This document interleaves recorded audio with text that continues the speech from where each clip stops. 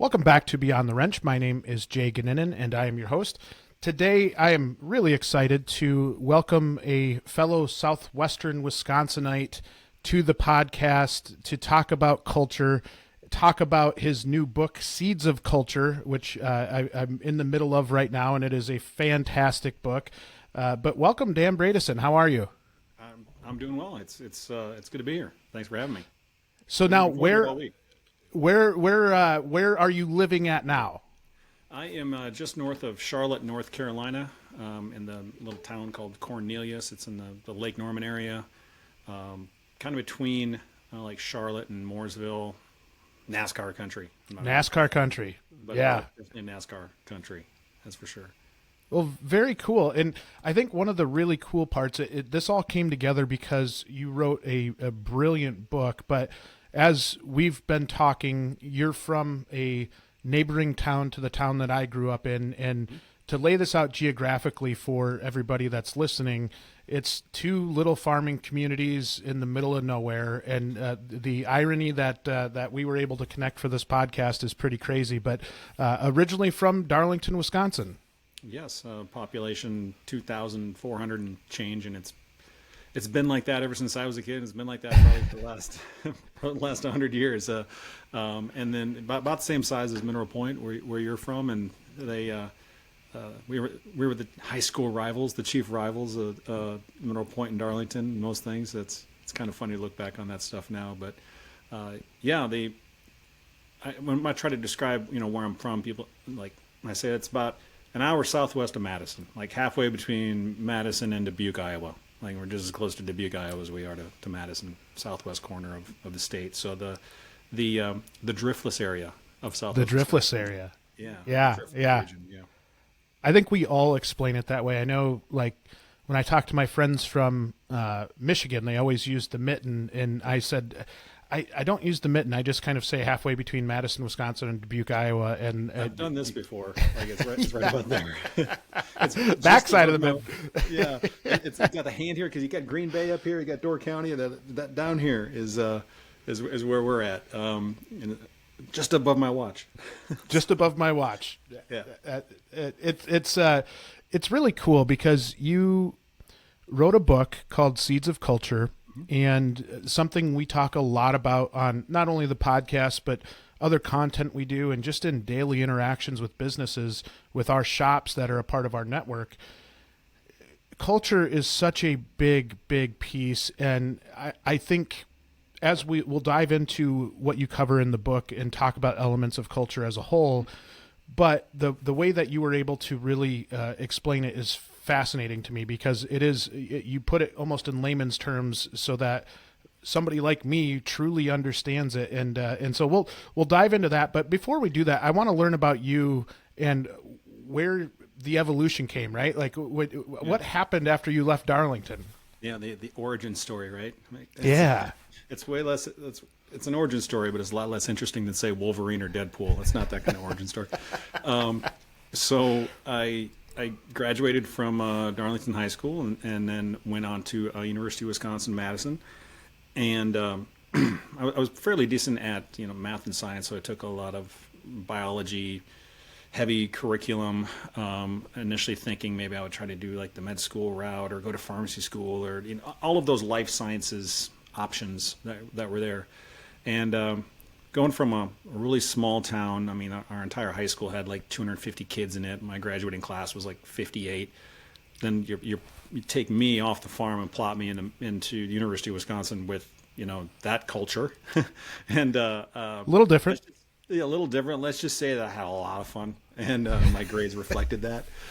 And it was really put myself in an academic hole the first couple of years. But I had made a lot of great friends and had fun. And after a couple of years, I actually did an internship into kind of the healthcare field and realized that I really wasn't feeling that. I didn't know what I wanted to do. I had some roommates. Funny enough, two of my roommates were from Mineral Point.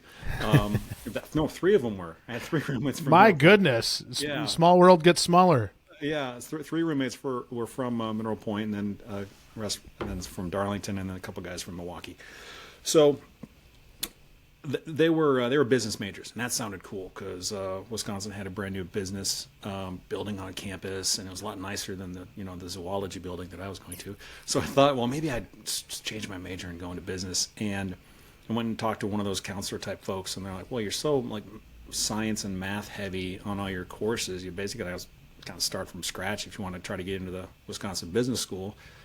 And I'm like, I don't want to do that. I don't want to be here for 6 years. I'd want to just get out and start doing something. So long story short, that's how I wound up with a bachelor's degree in zoology, because it was like, what's the degree that I can get out of here with the quickest? And they're like, you can basically get a zoology degree in like 3.5 years. So I'm like, done. Let's go do that.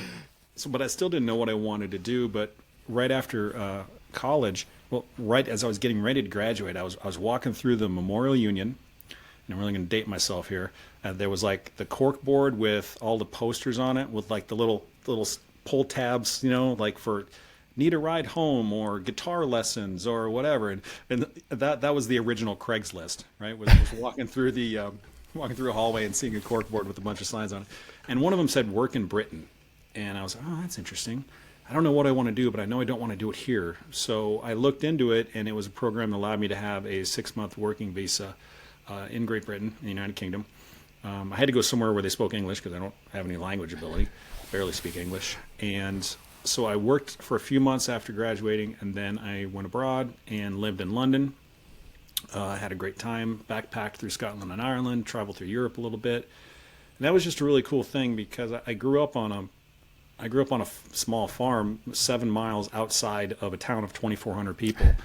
And the first time that I ever flew on an airplane was a plane ticket that I bought myself when I was 22 years old to fly to London. So it was a great experience. It really kind of broadened my perspective on a lot of things. And then eventually, eventually I had to come home. And I still didn't really know what I want to do, but someone had said, hey, why don't you, if you want to get your foot in the door of business, learn how to sell something. So I was like, okay. So quite frankly, I was just looking for an organization that would hire me and train me.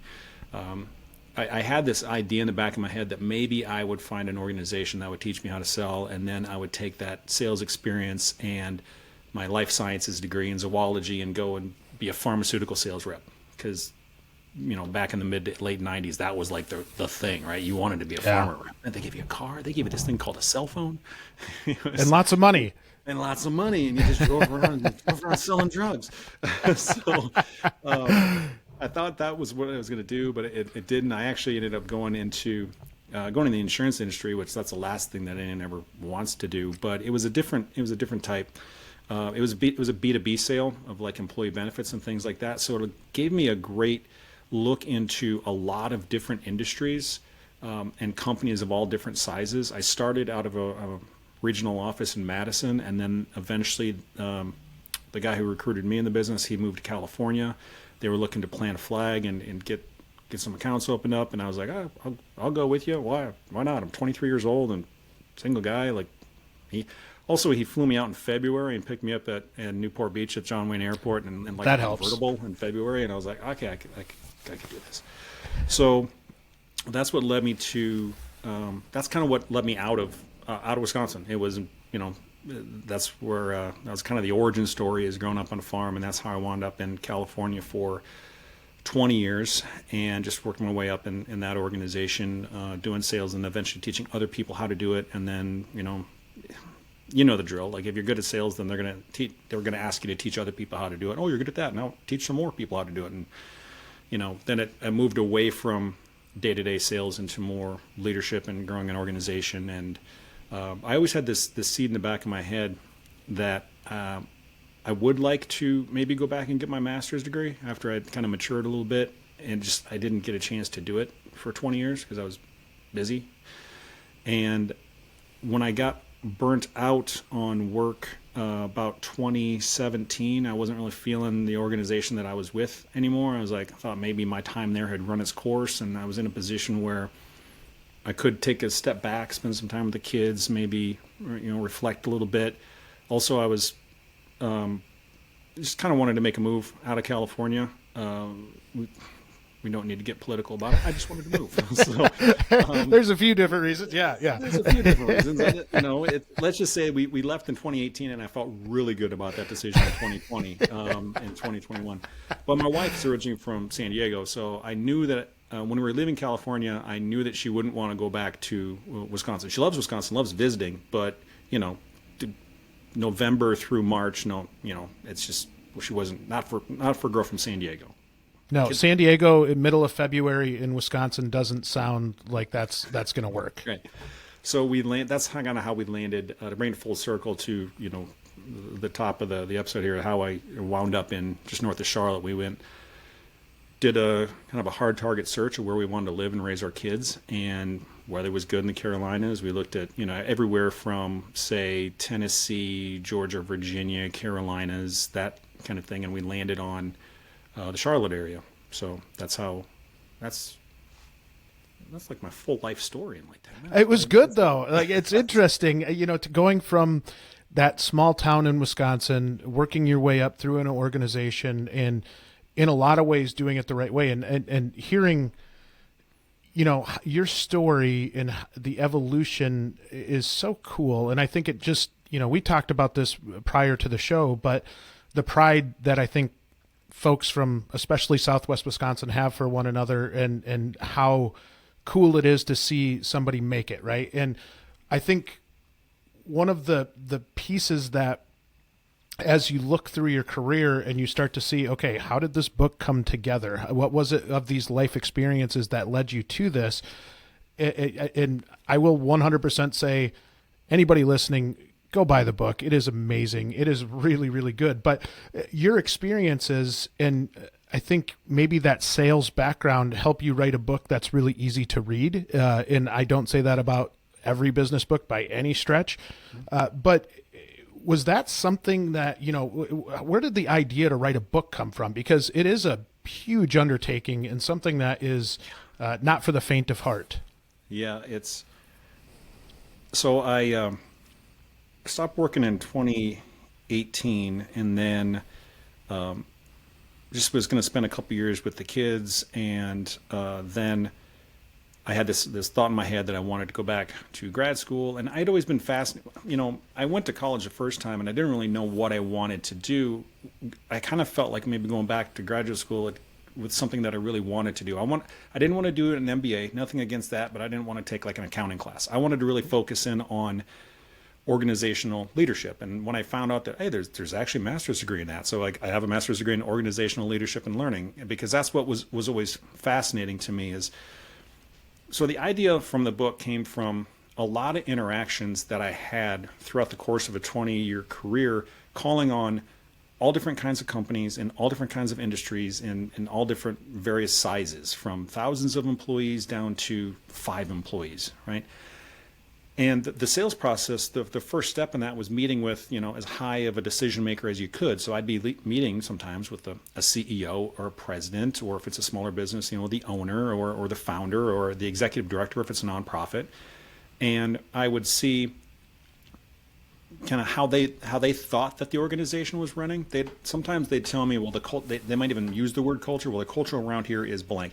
Culture is also becoming more of a buzzword, which we can kind of talk about. I'm trying to sort of democratize that word, because it's got buzzword kind of stuff to it. Everyone's talking about it, but what does it really mean? But even back then, people were mentioning it. This is our mission statement, or this is our vision statement.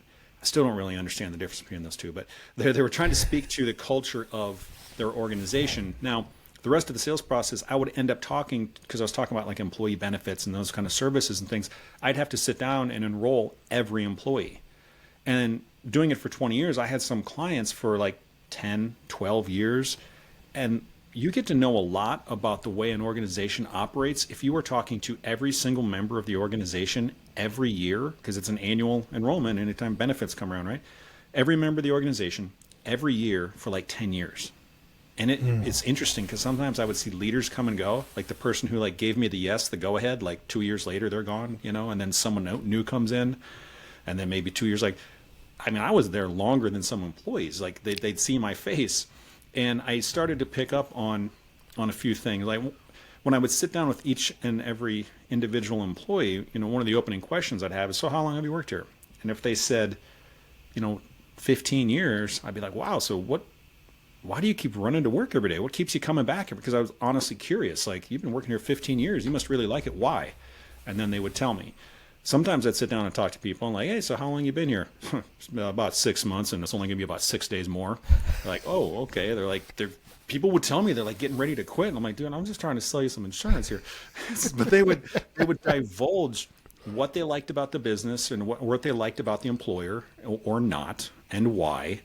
And it's interesting from the C-suite, let's say, what they thought that the culture was, but then it actually talked to every employee and see what it actually is. They didn't use the word culture. They would just more talk about like how it feels around here and those kind of things. I just started to collect all of those whys. Does that make sense? Like, why? It does. I started to collect all the whys because also you got to remember, as I mentioned, I was working up in leadership and I was leading ever larger teams. So I was like, all right, all of these whys that I'm collecting from my clients, I got to remember that one. And don't do that, or definitely do this one. So the collected knowledge of all the different clients that I had, and then also I was involved in a lot of hiring and interviewing of sales reps, like a lot. I figured it out when I sat down to write the book that I've probably interviewed 7,000 people over the course of my career. It's like, because at one point I was interviewing a bunch of people, and then I had to train like 6 different regional managers how to interview people. I've sat in on a lot of interviews. I guess I have a very large sample size, and almost without fail, my favorite question to ask in an interview is I scan a person's resume and I would say, hey, out of all the jobs that you have listed on your resume, which is your favorite and why? And then listen to their answer.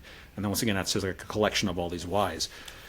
So what led me to write the book is, so I've got some time away from work. We moved cross country to North Carolina, spending time with the kids.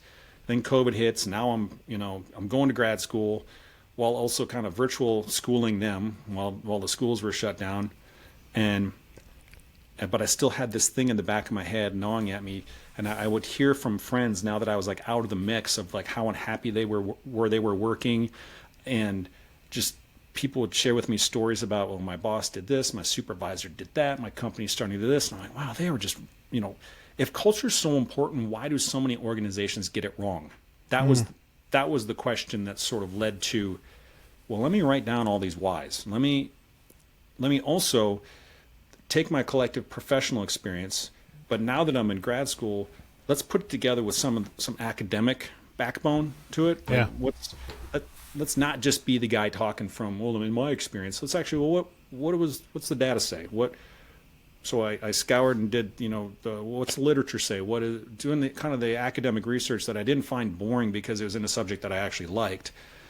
And I started outlining the book around June of 2020. It started to kind of formulate in my head. And I can specifically remember an aha moment where, in answer to the question that I've been asking myself, which is, if organizations think that culture is so important, why do they get it so wrong? The answer that kind of had an aha moment was because they're approaching it with the mentality of a carpenter instead of that of a farmer. Too many folks are trying to go out there and build and force culture into their organization. I've got a culture committee and we're going to force this culture in, and this is the way that we're going to do it, and that just goes nowhere. Versus the folks that were really successful, thinking back to my career and all those successful leaders and all of the whys, right? They reminded me of someone. They reminded me of my dad. They reminded me of like a Midwestern farmer. They're just stoic and patient and just not trying to force culture into an organization, but like growing it, using words like we're going to nurture our next leaders. We're going to have a mentorship program. It's just a different paradigm to think about it. So when I matched those 3 things up, all the whys from my professional experience, doing the research academically, but then looking at it through the lens of growing up on a small dairy farm outside of Darlington, Wisconsin, it provided a nice analogy for where folks can take the culture in their organization. And I guess maybe I've been told that it's an easy read. It's it's got lots of footnotes for the academics out there. I think I found a sweet spot, at least I hope I do. I think I found a sweet spot where it's academic enough for academic folks, but it's relatable enough for everybody. So, and it's written in a conversational tone and style, because that's just, I guess that's the way I write. And it really, you hit it on the head there, because I think that's what makes it so easy to read, is that you do base it off of data, but then also relate it to your dad and your upbringing on a farm, and how a farmer would go about this versus a carpenter. And I thought it was great. And one really good example of this is in how you explain culture as a whole. And I think you tricked me when I was reading the book, and I'm guessing you trick others as well, to where you put this very defined definition of culture out there. And I remember grabbing my pen and I was going to start taking notes on that. And then you follow it up with your definition of culture, which very easily summarized everything that said. Can you fill us in on what you did there? Sure. In academic circles, there's a gentleman named Edgar Schein. He passed away actually earlier this year. He was a guy at MIT. He was there for like 60 years. Brilliant PhD guy, Edgar Schein, and he's got one of the seminal academic books, Organizational Culture and Leadership. And so I went with his definition. So like, here's the textbook definition, and it's a good definition. Don't get me wrong. It's like, he's the godfather of culture. Who am I to tell him that his culture definition is wrong? And when he wrote it in his book, he said he was going for a usable definition of culture, and it is. He thought of everything in there. It's just that it's like 2 paragraphs long. I was going for a memorable one. Farmers have to be pragmatic. Right? My dad was super pragmatic. It doesn't matter how great something is if I can't remember it. So that was going for something that was maybe more memorable, that would be more easily deployable every day. And it actually, so the definition that I landed on was just a slight derivation of one by a couple other organizational consultants, Deal and Kennedy. They wrote a book, and they defined culture as the way we do things around here. I changed just a couple words on it, and I came up with culture is how we do things around here. So how we do things around here. And it may seem overly simplistic to define culture that way, but if you think about it in these terms of culture is how we do things around here. And those things are everything. How do we talk to one another? How do we dress? How do we talk to customers? How do we talk to our employees? Or how do we talk to our boss? How does our boss talk to us? How do we celebrate around here? How do we discipline around here? How do we communicate around here? How do we do all of these things that are happening every day in this organization? During a new hire orientation, if you come on to a new company, they're going to tell you what they want done. These are the processes, these are the products that we do. You're not really going to know how things are done around there until you go spend some time around your coworkers.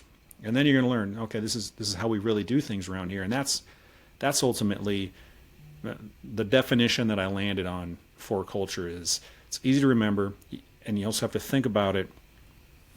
It is all of the things, and it's how you do those that's going to determine the culture of the organization. What I love about it is, you're right. Culture did turn into a buzzword, and something that I think any book you read or any seminar you sit through, they talk about culture and the importance of culture. And when we're thinking about culture, it's just kind of like, it's a little fuzzy, right? Like, it's hard to put your finger on. And how you simplified that really helped put some definition to that, at least in my eyes, of that thing that we call culture, and we can't quite put our finger on what that is, but we know when it's bad. Right. Like that just helped kind of bring that together. And when I was reading it in the book, that was one of the things where it was just like kind of that light bulb moment where you almost feel stupid that you didn't think of it that way before. But then the way that you summarized it, and that entire chapter was just so solid in terms of being able to really flip that light switch on and make you think about it a little bit differently. Well, I think that's great feedback. Thank you. That's kind of what I was going for. Is I was going for as I mentioned, I was going for the sweet spot between practical, everyday, here's what I've experienced, and also, but here's the academic research on it. Here's kind of a different lens to look at it through, with the way that I was raised and growing up on a farm. Technicians, are you looking for a new job? Even if you're just casually looking, you need to check out Reverse Job Posts. Reverse Job Posts flip the traditional job board around. You fill out a short questionnaire and let shops reach out to you with questions or job opportunities. No resume needed. The best part is all of your contact information remains anonymous until you're ready to share it. It's a great way to explore new job opportunities, and it's completely free. To create a reverse job post, simply download the free WrenchWay mobile app or visit WrenchWay.com and click on the reverse job post link. We've also included the links in the show notes. The culture is interesting. We know that it matters. To your point, it's kind of tough to grasp and put your hands around. Oh, what is this culture thing? Everyone's talking about it, especially when the Great Resignation was going on, because it was one of the largest predictors of whether or not a person was going to resign, and everyone would talk to culture. And while I was writing this book, I almost, like, every third article on LinkedIn was talking about the Great Resignation. CNN was talking about it. Fox News, like every talking head was the Great Resignation. And they kept saying, now more than ever. Culture matters now more than ever, now more than ever. And they said it so much, it almost got to sound like that other phrase, which was like, the new normal. Well, this is just the new normal, right? And both of those just annoyed me. And I got to thinking, I go, really? Does culture matter now? Really matter now more than ever? Or has it always mattered? If you go back 100 years, you had people fighting and dying for the culture at their workplace, right? The labor struggles of the late 1800s and early 1900s. Like, there's people have been struggling for the way, for how things are done around the place where they work for as long as there's been work. So culture has always mattered. It mattered 100 years ago. It's going to matter 100 years from now, because we're all people, and the way that we do things together is going to determine how happy we are about doing it. And I said, there's got to be something else here. And we know that culture matters because, to your point, you know when it sucks, right? And also, here's a common tell. Stop me if you've heard this one before, which is, let's say that an organization, a company, nonprofit, whatever, a church, well, whatever organization you have, if it stops performing up to the standards that whatever the powers that be say it should be, when it stops performing as well as the powers that be say it should be performing, what typically happens? Right? Do they fire every employee, or do they get rid of the leader? Got a failing sports team, what happens? Yeah, manager's gone, coach is gone, yeah. Yeah, we're on it's November 2nd as we're recording this. So John Gruden not John Gruden, he didn't get fired. He was the next one. Yeah, he was the next one in line, right? He was the next one in line.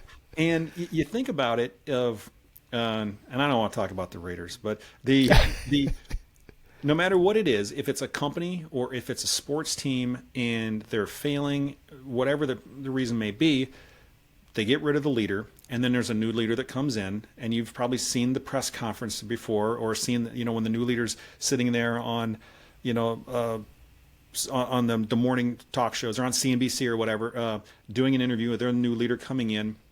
Almost without fail, they make a bunch of promises and grandiose statements, and up to and not up to, but not limited to, well, we're going to change the culture around here. Like they always say it, so it's automatic. It's automatic. Well, we need a culture change around here. We need a culture change around here. And when I was, actively working every day in corporate boardrooms and things, and I'd be in like planning and strategy meetings, without fail, someone would always say, "Well, culture eats strategy for breakfast." Like that's the only thing they could come up with. I was always like, "Yeah, it does, but can you tell me how?" I was always looking for, yes, culture eats strategy for breakfast, but can you tell me how it prepares the meal? Because if I know how culture affects strategy and ultimately the performance of an organization, then we got something to work with. Then we can take some action on it. But you just sit back and think that it's a mic drop moment to say, "Oh, culture is strategy for breakfast." Well, tell me how we can come up with a culture that isn't, and it's actually going to work with strategy and going to help the organization perform. I, while I was in grad school, I had an opportunity to do an independent study semester. And so that's when I did a lot of the heavy research on the book to come up with a paper that was, I don't know, 30 pages long or something. But I had like a professor's bird's eye view on it and graded it, and I figured I'd kill two birds with one stone. And that paper was focused around something I'd been fascinated with, which was the intersection between leadership, culture, and performance. When an organization starts performing badly, they get a new leader in, the new leader starts talking about culture, and then sometimes the performance goes better and sometimes it doesn't, and then guess what? Oh, now we got to get a new leader in. Wash, rinse, repeat, bring a new leader in who's now going to tell us that they're going to transform the culture. And that doesn't work for that person, then the next person comes in, we're going to lay a solid foundation for culture. But in the meantime, no one's actually doing it effectively, and most of them just take the George Costanza route of organizational change, which is just doing the opposite of whatever the previous person had done. If you remember that Seinfeld episode. I do. It's great. It's like every instinct in my life I've ever had has been wrong. And Jerry's like, well, if every instinct you have is wrong, then the opposite must be right. So that's what a lot of leaders do, is they just walk into an organization and they're like, well, what were they doing around here before? Okay, yeah, well, we're going to do the opposite of that. And it works for a while while the company's in like that leader's in the honeymoon phase. And I've been the guy who has walked in as the new leader of an organization, and man, you do have a honeymoon phase, and everyone's nice to you for a few months, and everyone's like, yeah, and they all want to curse the old guy that you just replaced. It's the person that you replaced. Oh, they're the worst leader ever, and you're the best. We're so happy that you're here. Oh, it's just absolutely, it's just great. I'm glad you're here. And there would be times in meetings where I'd put a jar out there, and I'd say, every time that you mention, the past leader's name, you're putting $1 in that jar. It's like a swear jar, because everything was always the fault of the old leader that used to be there. And I'm just like, we got to stop. Like, we got to move on and go past this. So I don't know if that's making any sense, but I was on the search for the how. How does we know that culture impacts performance, but how does it do it? And that was it was tougher to figure that piece out than I had initially figured. But it's pretty important at the end, because if we can get an understanding of how culture does impact the performance, then we as leaders can change the behaviors that we have. So that's going to get a better culture. So that's going to get better performance. Ultimately.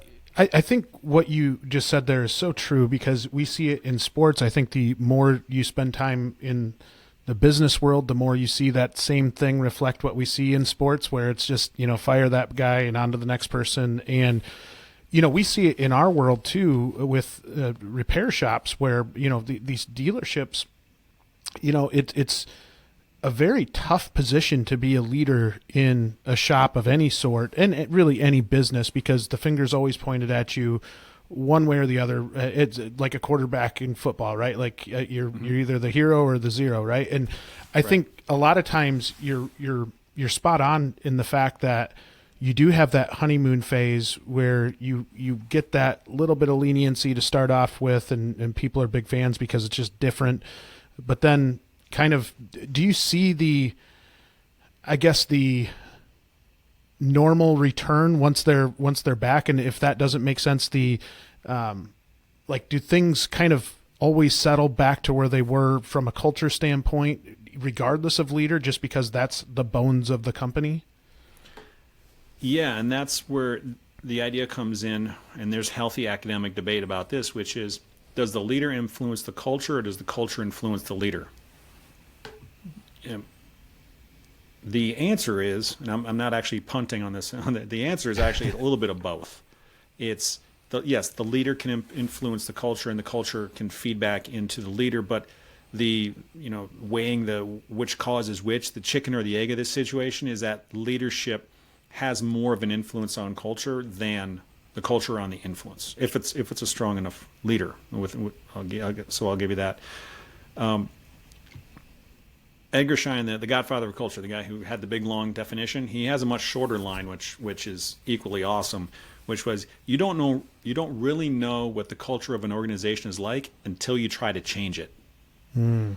So everything's great during that honeymoon phase, but then at some point, new leader may have to try to make some cultural changes, and that cultural change might be trying to plant some different seeds of culture, creating a more psychologically safe environment. And that sounds like a lot of academic word salad. It's not about trigger warnings or safe spaces. Psychological safety is about having the ability to experiment and having the ability to bring ideas to the table without having them shot down by somebody else. And we've all been in meetings where you tried something new, and like a lot of times when you try something new, it doesn't work right away. But then you report back to the team, like, yeah, I tried doing ABC over here and it didn't work.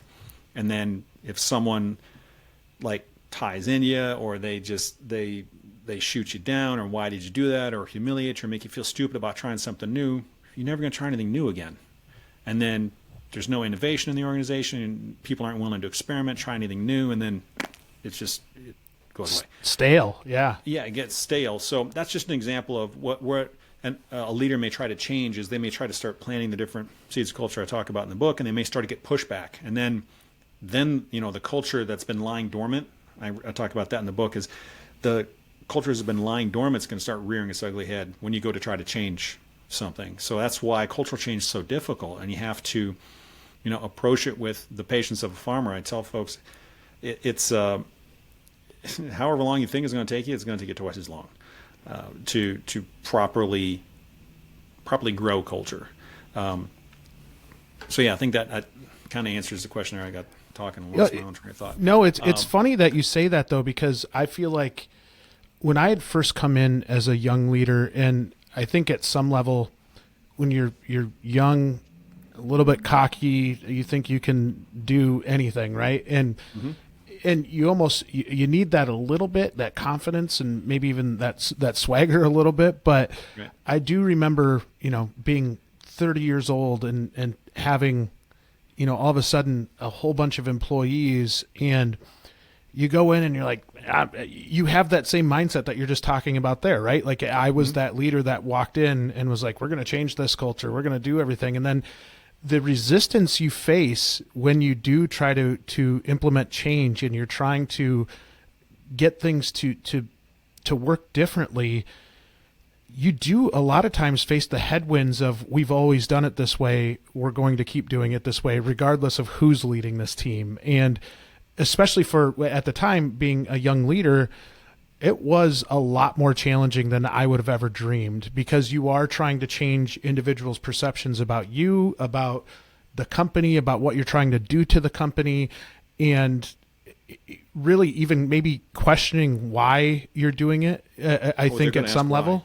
Yeah. And if they don't feel confident in that answer, if it's, hey, this guy's just coming in because they're going to pay him a good amount and he's going to do whatever he can to look good, that's not, I know in my case, it wasn't what my intent was, but I could see, like, looking back, I'm like, yeah, you know what? Like, couldn't go flying in there gangbusters, just trying to change everything. You need to kind of take it in and understand what the culture even is when you get there.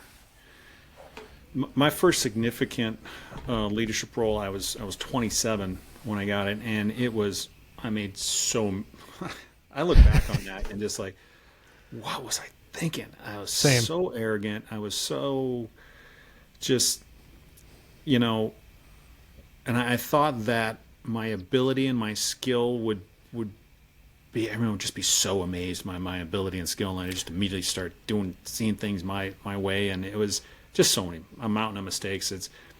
Someone asked me, one of the many reasons why I decided to sit down and write a book is I wanted to write a book that I wish I could have read when I was first a leader. And it might have saved me an awful lot of mistakes. There was something that you mentioned there earlier about this is the way that we've always done it. And that's a classic fallacy there. Like, well, this is the way that we've always done it.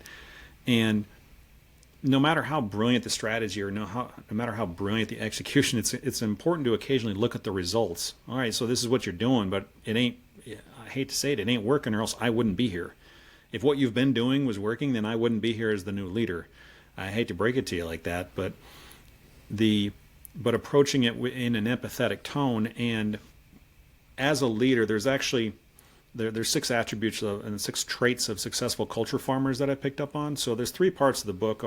First one is about the culture farmer, which is a leader, right? So it's using the farming analogy. And then there's actually the seeds of culture, the things that you plant. And then the third part of the book is about how to cultivate that culture for performance. And the first part of it, I put it this way for leaders who are out there. And this is whether you're leading a group of 100 people, 10 people, or you're just leading yourself.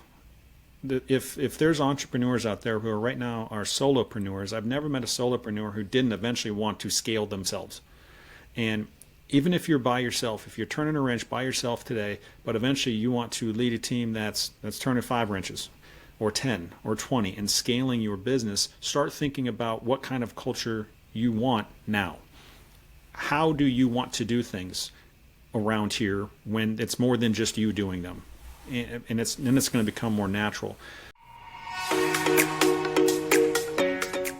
Join top shops, dealers, and schools across the country to promote and improve technician careers. WrenchWay memberships help shops and dealerships engage with schools, improve technician hiring and retention, and make better business decisions with access to useful data. Shops use WrenchWay to build relationships with and support multiple schools on one platform. Show technicians why they're a great place to work. Stay up to date on best practices. Attract passive candidates. Tap into WrenchWay's growing network of industry professionals. And make better business decisions with meaningful industry data. Want to learn more about WrenchWay shop memberships? Visit WrenchWay.com and click on the For Shops tab, or contact us at info@WrenchWay.com. Link is in the show notes.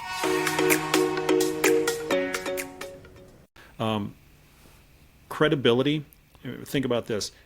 Credibility is the reason that people will start listening to you. So a new leader that comes in and doesn't seem like anyone's listening to them, typically you get promoted to come in as a new leader because you've got some credibility as an individual performer. This is common in sales. You're a good salesperson, let's make you a leader, and then they kind of assume that you're just going to figure leadership out, and it doesn't always work that way. But I lay out some different ways to build credibility as a culture farmer. And one is that always bring value. If you're talking to people who keep saying, well, this is the way that we've always done it around here, they're going to question your credibility if you're asking them to do something uncomfortable, which is change. Just find a way to bring value anytime that you interact with them. It could be something as simple as, it may be that salesperson that you never hear from, but that one time that they do reach out to you and they ask you a question, give them an answer. Even if you don't know it off the top of your head, you can say, Jay, that is a great question. I have not been asked that question since I've been here, but I promise you I'm going to get you an answer within 48 hours. And then do it. If you can imagine a credibility bank, you've got a credibility bank that you can make deposits and withdrawals from. Keep making deposits into your account. I use this story in the book. My wife and I were sitting down and we were watching Hard Knocks on HBO about the NFL. Great show. Hard Knocks, check it out. So it follows training camps, preseason training camps of NFL teams, and it's great stories. It's very dramatic about the undrafted free agent who's trying to make the team and whatnot. We were watching one particular season, and they had the wide receivers room, and the wide receivers coach was just chewing this wide receiver out who happened to be an All-Pro.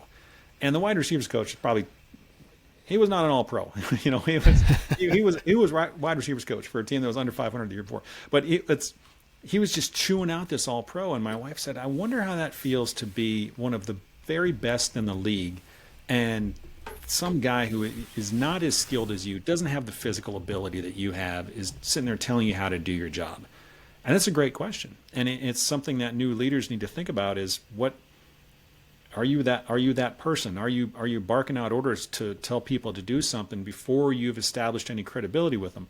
So what I got to think and answer my wife's question is, that's a good question. Well, maybe that wide receivers coach studied some tape, looked at some film of an upcoming opponent, and said, hey, this cornerback does X, Y, Z in these particular situations, so maybe you want to do ABC over here.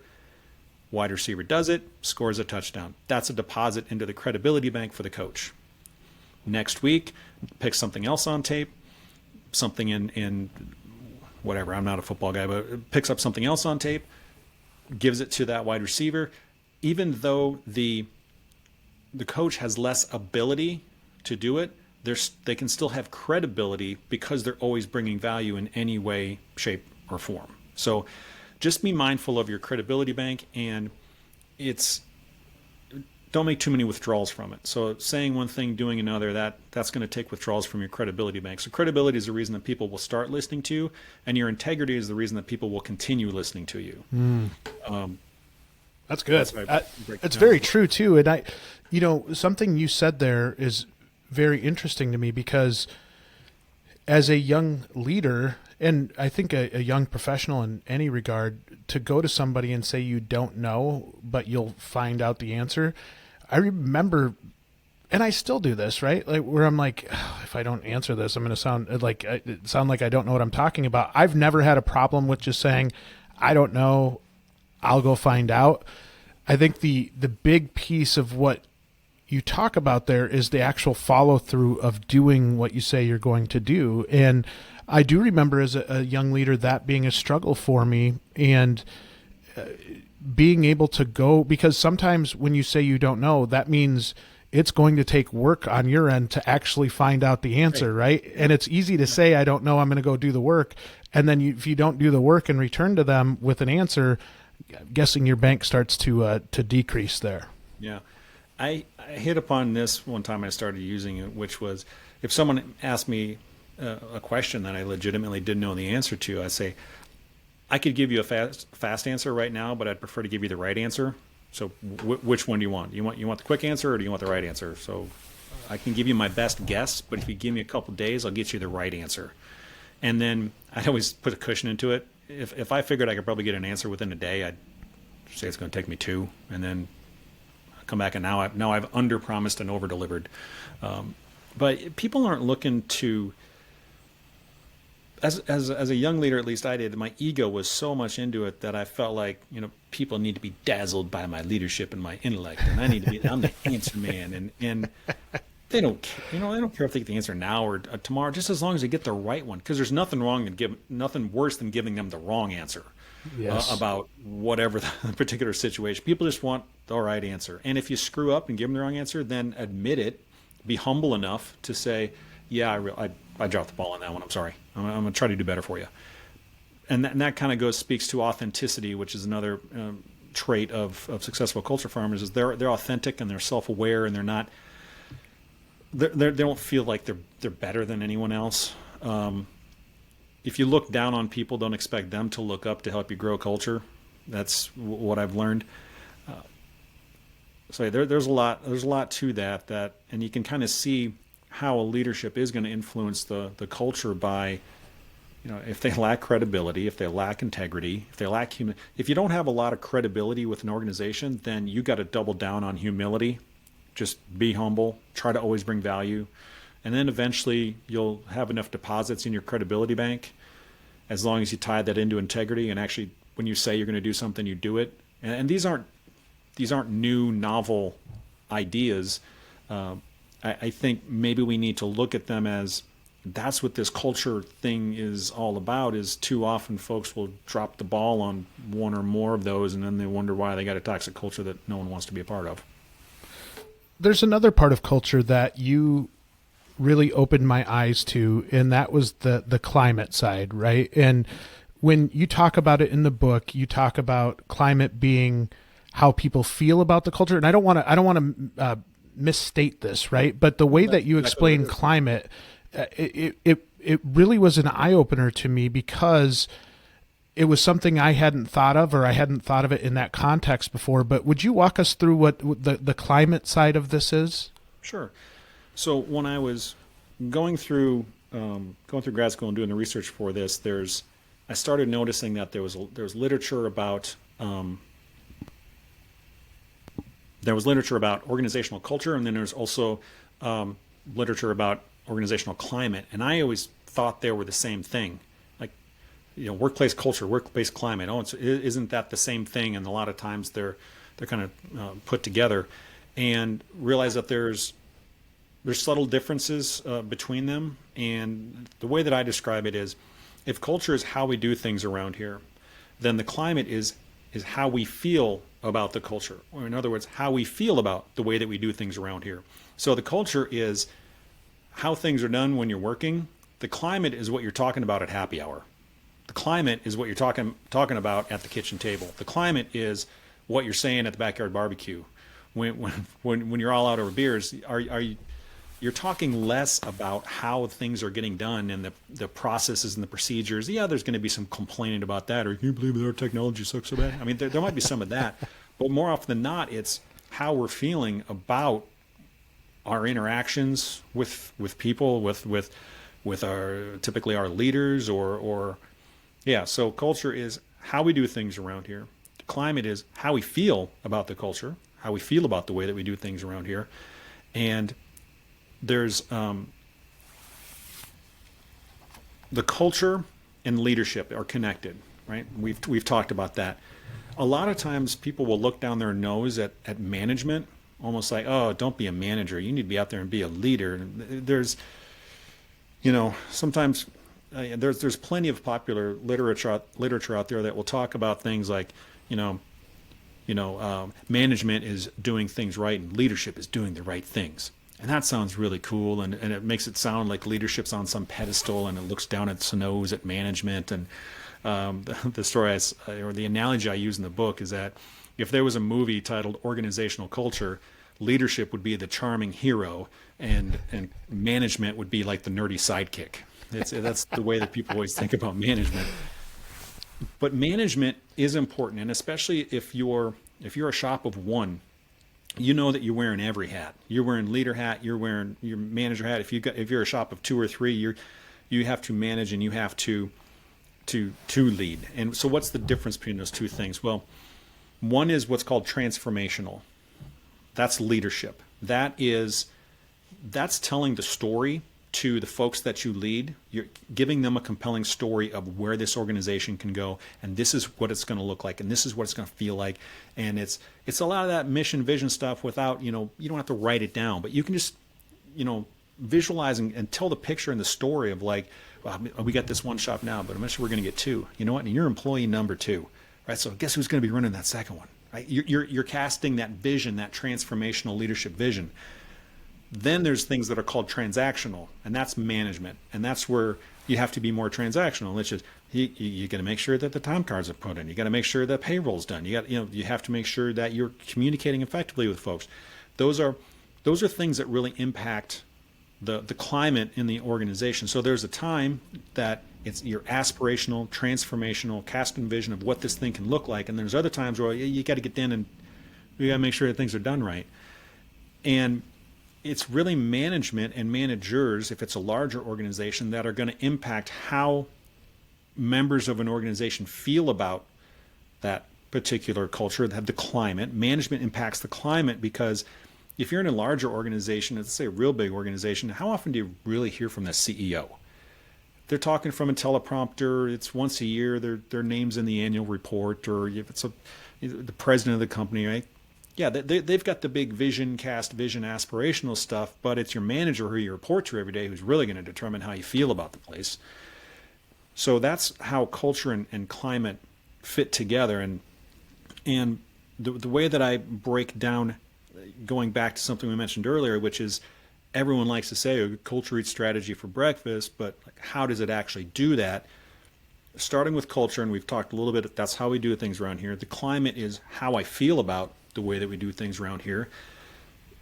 That's sort of at the group. The larger group has this sort of collective vibe, this collective feeling about that.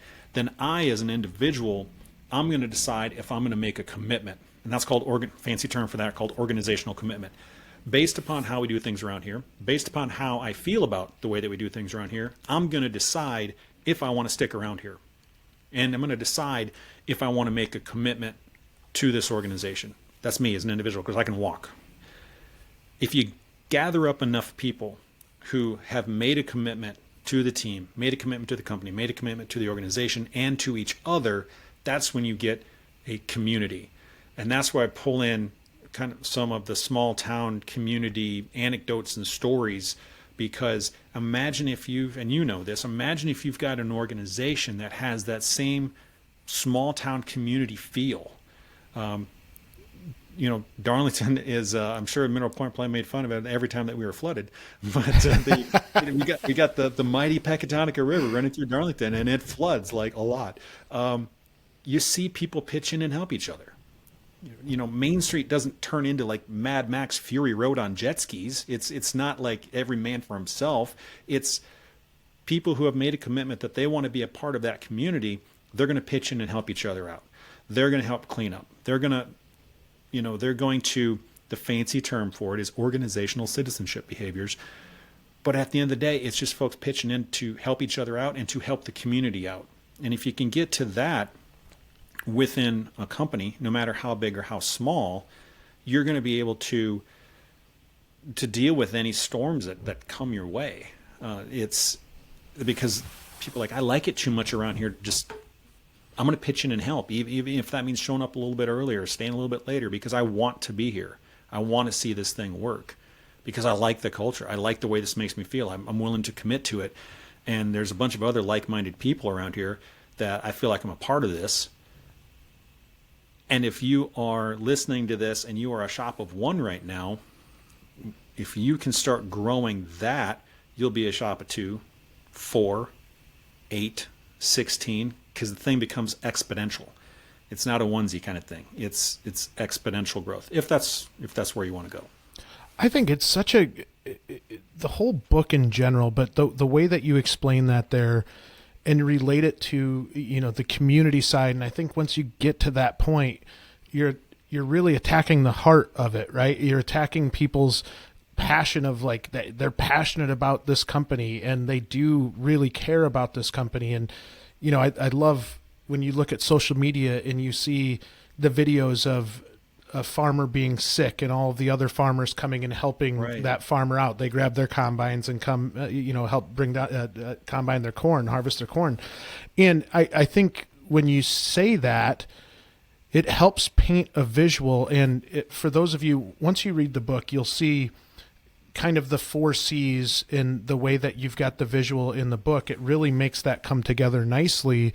But the way that you connect those, along with tying that to that farming background and the need to grow culture and not try to force it, because I think we've all been, if you've been in the business world for any amount of time or any business for any amount of time, you've probably worked for a place that tries to force culture, and it doesn't work. Like, it just doesn't work. So everything you're talking about here, really awkward. it is really awkward. Yes. I think we've all had those mission, vision, values statements shoved down our throat, and you're like, I know leadership's not living those at all. Credibility, right? Credibility and integrity. Credibility and integrity. No, but it's just the way the book is written, I think, helps paint that visual. I think it helps maybe put some definition to culture that we skim past in a lot of other business books, and they really don't attack what culture actually is. And I think a lot of times that's why it turns into a buzzword, is because it is these touchy-feely type of conversations that don't have the the definition. And I keep saying definition, but it's almost like it's so hard to define, yet you were able to capture it in words and visuals in the book to be able to at least help me kind of get my head around this a little bit. And I can't compliment you enough for how well written this book is as a whole. Thank you. I'm really pleased with the responses that I've been getting. And I told my wife I was really nervous the day before it dropped, and it was available, and I was like, I was nervous, but I wasn't. Yeah, I was a little nervous. I'm maybe more excited. Maybe excited is a better word than nervous, because I told her I'm really proud of what this is. I'm happy with I'm happy with everything from the way the cover looks to the content of the book to just the look and feel of it, and I'm just really happy with it, and it's out in the world, and in some respects I'm like, oh, I'm done with it. It's also kind of like, well, can't pull it back now, can't pull this genie back in the bottle. Like it's sitting at Amazon distribution centers right now. It's it's out there for better or for worse, but I felt good about it. And during the process, if anyone out there is thinking about it, everybody's got a book in them. Everybody does. It's just sitting down every day. This is the process for me. I don't want to speak for anyone else. I've written one book, big deal. But the process for me to get that one book out was probably 95% discipline and 5% creativity. I had to force myself to sit down in front of the laptop every day, and I had read somewhere that Ernest Hemingway would write 500 words a day. I don't know if that's true, but I read it somewhere, and I did. So I said, even when I don't feel like doing it, I am going to sit down and I'm going to write 500 words. And there are some days that I was looking at that Microsoft Word document, and I'm like, 10 more. I just need to get 10 more. And like there's plenty of days I stopped exactly on 500, like in the middle of a sentence, and then I'd come back the next day and all 500 of those words were just crap. I don't even know. But the next day I would sit down and do it again. And some days, those forcing myself to get to 500, I'd get to 1,500, and they were good. And it's really a discipline. It's like I have never run a marathon, but I imagine that the training for a marathon really sucks. But the feeling of when you cross the finish line and you're done, I'd imagine that's kind of what this feels like. It was just a discipline of doing it every day, and then once it across the finish line and it's out in the world, it felt good. So I'm glad that it's getting some traction. I'm glad that people are demystifying this word. Like culture shouldn't be some organizational culture, and leadership shouldn't be some fancy word that only belongs in like universities and stuff, because it's something that we deal with every day, everywhere that we work. If you are a lone wolf who sits in your house all day and you don't play on a softball team, you don't have a fantasy football league, you never volunteer your time anywhere, and you sit in your house all day, then fine, you don't need culture. Like that's, if you're not interacting with other people in any way, shape, or form, cool. But everybody else has got to deal with other people. And what happens when you're dealing with all those other people is there's going to be a certain way that things get done, and that's going to lead to a certain culture. So I'm hopeful that I made it relatable enough so that it's not some ivory tower word, because everybody has to deal with it. And if we can, whether we're a leader or not, if we can understand what's happening within, you may be a department head of a larger organization, and maybe the larger organization's culture is toxic. You can still make it good in your department. You can become a buffer, and you can create this happy zone within your department. So I hope that people can relate to it, can read it, and just feel better about where they work and what they do every day, because you spend 40 hours a week plus at a job that you don't like, and don't like the culture, and don't like the people you're working with. I can't imagine a worse fate. It's not worth it. Yeah. Will you write a second book? I would have told you no. That was the most authentic response I think I could have given, which was, that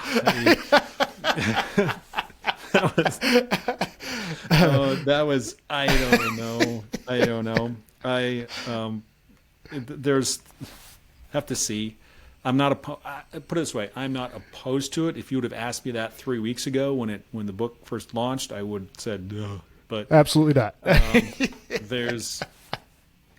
I'm happy with this one. Then there's also part of it like, I like this one so much. Like, what if I screw it up on a second one? But that's just imposter syndrome stuff that you get. I get it, and I will say you've got a gift in your writing, and it is really, really good. And not just being from a local town to where I grew up at, regardless if I knew you or not, like reading this book, I was like, this is absolutely awesome. So congratulations on the book. For those of you just repeating, I've got the book right here, Seeds of Culture by Dan Bredeson. Go pick it up. It is a wonderful read. I've already told a lot of my friends about it, and I hope you all go out there, you pick up the book, and you learn something great out of it. Thank you so much for joining me today, Dan. I really, really had fun. Jay, we said when we talked before that we wouldn't have trouble filling up an hour, and boy, we did not. Get a couple guys from Southwest Wisconsin on the line. It's going to be a good time. Thank you. Yes, next time with a beer. I think from what I heard, book signing tour at Fayette Saloon in outside of Darlington. Yeah, we'll be the good old Fayette Saloon. Yeah, we'll have to look into that. My cousin Michelle has anything to say about it. We probably will. Well, until next time, thank you so much for being on the podcast. Hey, thanks for having me, Jay. This has been awesome. Thank you. Take care. That wraps up this week's episode of Beyond the Wrench. Be sure to tune in next week for another brand new episode. As a reminder, don't forget to rate and follow Beyond the Wrench on Apple, Google, Spotify, or wherever you listen to your podcasts. This helps us get Beyond the Wrench in front of other fantastic shop owners, managers, technicians, and dealers just like you, so we can continue to help improve, promote, and grow this amazing industry. Thanks everyone for listening, and we'll be back next week.